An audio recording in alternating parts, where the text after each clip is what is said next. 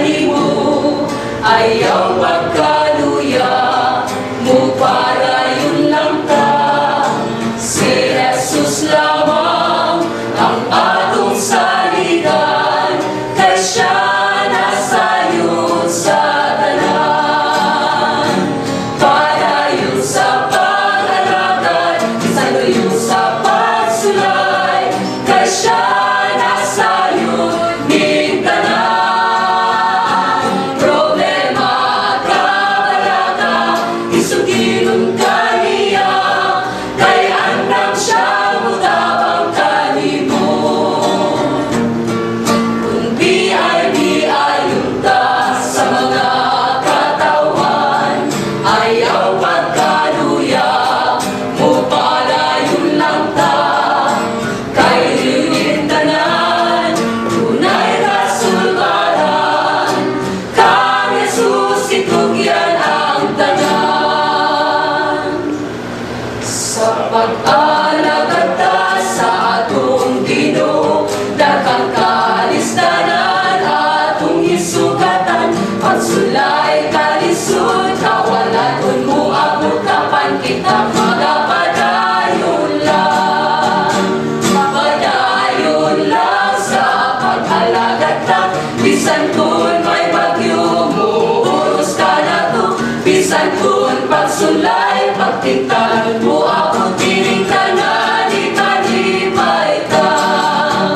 Magkapadayon ta sa atong pagpanaw, bisan kun malisod ang pag-alagad ta. Bisan kun biay-biayon ta sa tanan, apan kita magapadayon lang. Padayon sa pag-alagad, isaluyo sa pagsulay, kay siya nasayod ning tanan. Problema at kabalaka, isugilon ka niya, kay andam siya mutabang kanimo.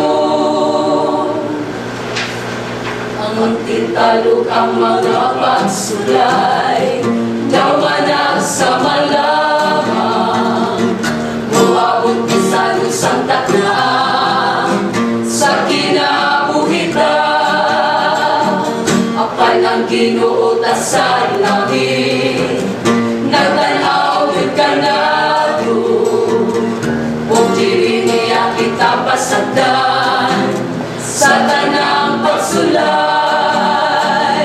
Ang mga Kristohano, kapela sa kadagatan, ni Jesus pagkakuhaon, dado niya sa langit. Usa dili ta mahal sa tanan nga mga pagsulay, kaya sa siya kanato nga dadunta sa langit. Pasalamatan ta lamang siya sa pagsulay ug pintal. Si Jesus nga atong Ginoo, mutabang ka na to.